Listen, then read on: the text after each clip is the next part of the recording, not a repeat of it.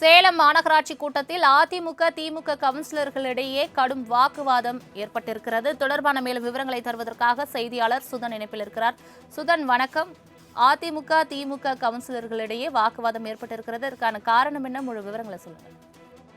வணக்கம் சலோமி. சேலம் மாநகராட்சி மைய அலுவலகத்தில் நவம்பர் மாதத்திற்கான மாமன்ற இயல்பு கூட்டம் இன்று மேயர் ராமச்சந்திரன் தலைமையில் நடைபெற்றது. கூட்டத்தில் அதிமுகவின் கொறடா செல்வராஜ் பேசும்போது, சுற்றுலாத்துறை அமைச்சர் ராஜேந்திரனின் சொந்த தொகுதியில் இடம்பெற்றிருக்கக்கூடிய 28வது வார்டு பகுதியில் அத்திப்பட்டி போல் ஒரு பகுதி இருப்பதாகவும், அந்த பகுதியில் இருக்கக்கூடிய பொதுமக்களுக்கு அதிக அளவில் வரி விதிக்கப்படுவதாகவும் குற்றம் சாட்டி பேசினார். அப்போது மாமன்ற கூட்டத்தில் அமைச்சரை பற்றி எதற்காக பேசுகிறீர்கள் என கூறி திமுக கவுன்சிலர்கள் அவரிடம் கடும் வாக்குவாதத்தில் ஈடுபட்டனர். அப்போது மாமன்ற கூட்டத்தில் கவுன்சிலர்கள் பேசும்போது அவர் சார்ந்த வார்டு பிரச்சனைகளை மட்டுமே பேச வேண்டும் என அவரை வலியுறுத்தினர். இதற்கிடையே திமுக அதிமுக கவுன்சிலர்களுக்கு இடையே வாக்குவாதம் என்பது மேலும் முற்றியது.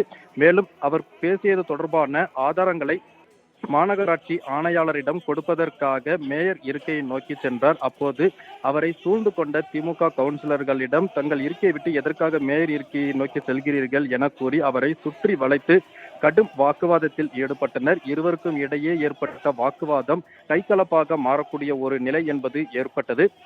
இதன் காரணமாக மாமன்ற கூட்டத்தை உடனடியாக முடித்துவிட்டு மேயர் ராமச்சந்திரன் அங்கிருந்து தனது அறையை நோக்கி சென்றார். இதன் காரணமாக கூட்ட அரங்கில் ஒரு பரபரப்பு நிறைந்த சூழல் என்பது நிலவியது. சலோமி,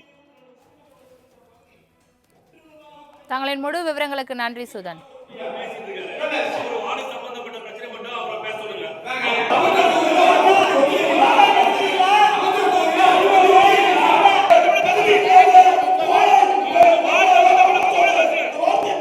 தலைவரோட வார்டுல நடக்கக்கூடிய அவலங்களை தான் எடுத்து சொல்றார்.